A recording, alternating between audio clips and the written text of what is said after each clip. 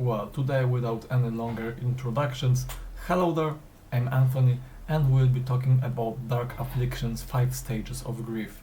Dark Affliction is a project from Greece run by Panagiotis Christias that plays melancholic, depressive black metal, but on this album he wasn't playing alone because, as I checked, he was playing with 5 different musicians, which are also responsible for the atmosphere on the album. I said that Dark Affliction plays depressive black metal and it's actually true, but I wouldn't put the project next to such typical depressive black metal bands. Firstly, because I usually don't like such projects and I have some problems with them. For example, sometimes I feel that sadness in such projects is usually artificial and it's all about self-harming alcohol or drugs. One of the very few DSBM bands I like is Bonjour Tristesse. Against Leviathan was just great.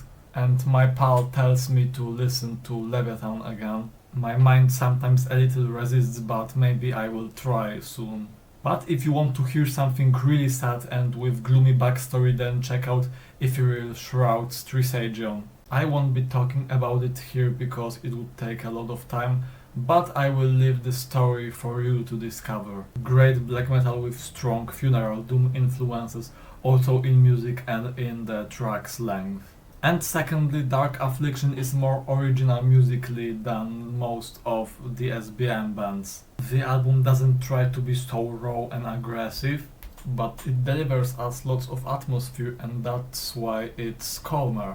And there is still one aspect I still haven't told about, the art cover. And it's a great example how well-made art cover can draw attention to an album. Like it was in my case. But let's move on to the music. The album begins with a pleasant acoustic intro, which is a great build-up for the atmosphere.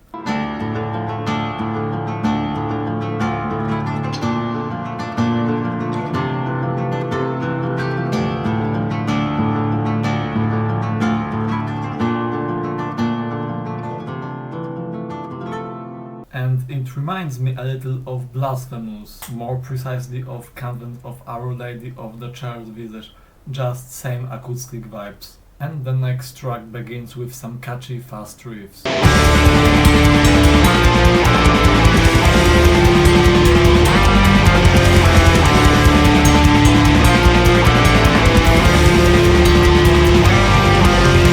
But then it immediately becomes slower.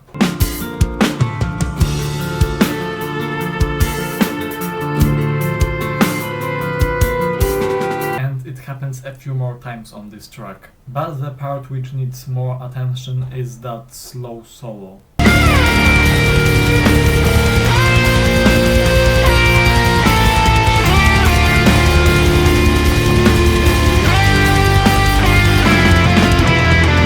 Next track is even less aggressive and it has lots of influences from doom metal.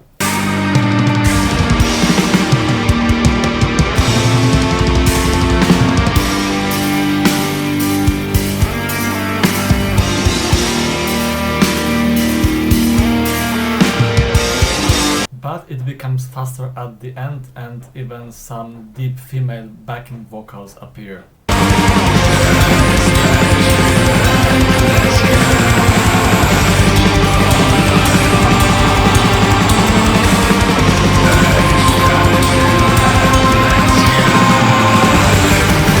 Next track is definitely my favorite on the album, mostly because of one certain part. Aggressive beginning, slower next part, and then this mighty riff.